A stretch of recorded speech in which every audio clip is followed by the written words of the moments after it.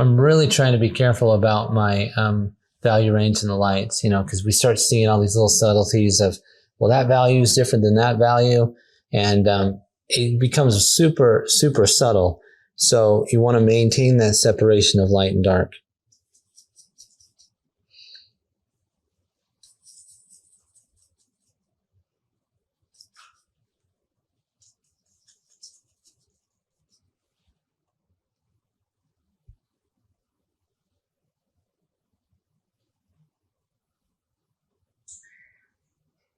I'm squinting. So I did oh my gosh, I'm sorry. No, go ahead. I can finish.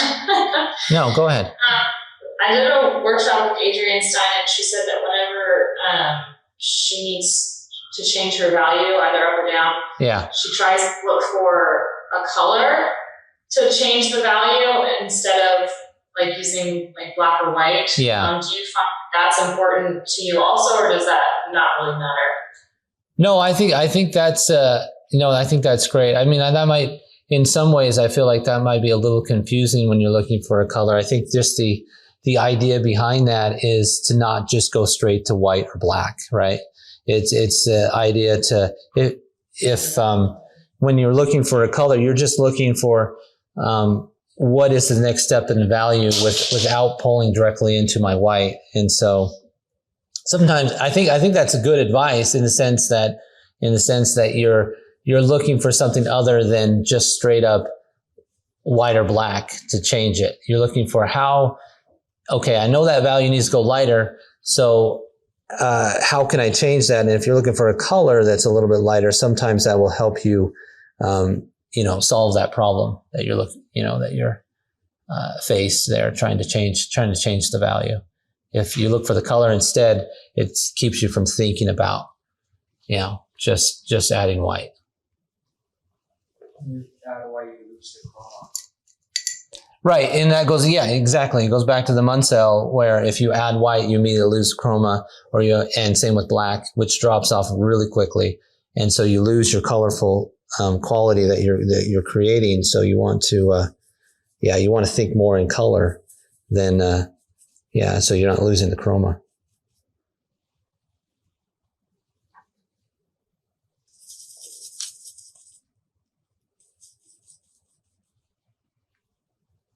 Basically, that's so you moved up to like one step in the color wheel to like the next color lighter. That's how you do that. To change that, to look for the next color. For the lighter color, you're going to go like one step up to maybe more. Well, and it's more of a concept in the sense that you're thinking of getting your mind away from thinking of just the value and adding white, and because the next step up could be say a cool or warm, right? Yeah.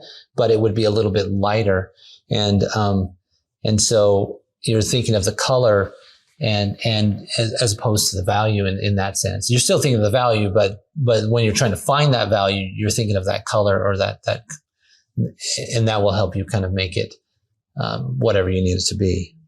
I don't know if that makes sense, but it's not necessarily just going up in the color. You're just kind of searching for how you can make that that change without thinking of just adding black or white.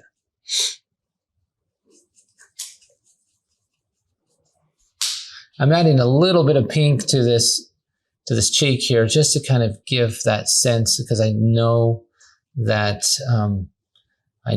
across the cheeks things are going to be more red. So I'm adding, and it's a cool light that's on here. So I'm adding, that's where the alizarin is coming in and creating a nice kind of feeling across the cheek there in those lights. And so I'm kind of working it over here as well into the end of the nose.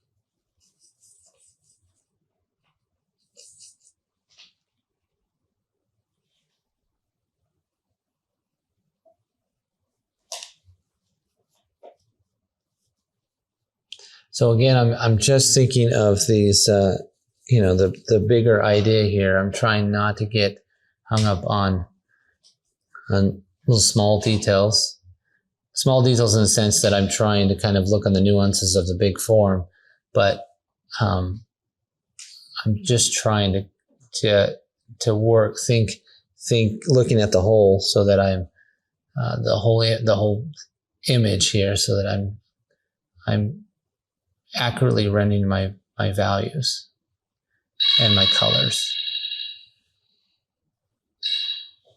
Okay, just 1 second here. I'm gonna finish this. How much do you think about temperature at this point? Well, that's a good question. How much do I think about temperature? I'm thinking about it in the sense that conceptualizing, like right here through the cheek, I'm thinking about knowing that this is all leaning more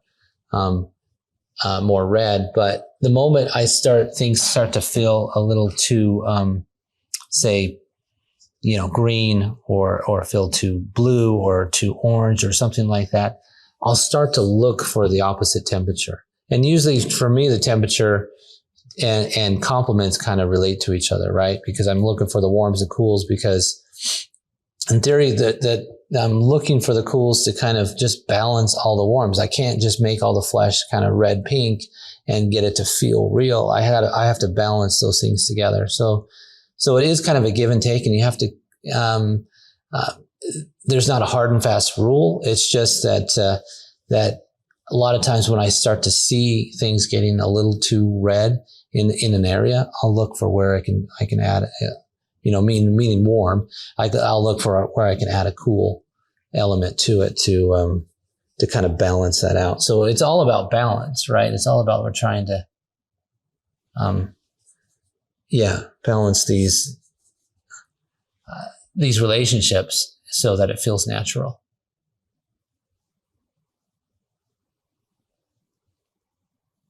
This is a little bit higher. And a lot of times I will, sorry, Grace, we'll break here in just a second, but a lot of times I will, when I'm working on an area, I see all those darks that are in this eye socket, but I'm kind of generalizing, like we were talking about earlier. I'm kind of generalizing that area to kind of maybe draw in that shape first and maybe see if it lines up correctly, to kind of as a more neutralized color, not a neutralized color, but more of a color that's in between that range, because I've got the dark of the eyebrow and the dark of the eye, yet the rest of the value of the eye socket. I'll kind of get something in between that and kind of draw that in for the shape of say the shadow next to the nose, inside the bridge of the nose here in the eye socket. And that will kind of help me draw it in first. And then once I feel like it's right, then I can come back in and really work on the eye socket. Does that make sense? I'm trying to kind of use that kind of neutral to help me draw with first. And then I know that I can place it correctly, and then I can draw it in a very simple way. And it'll feel like I just did that right the first time,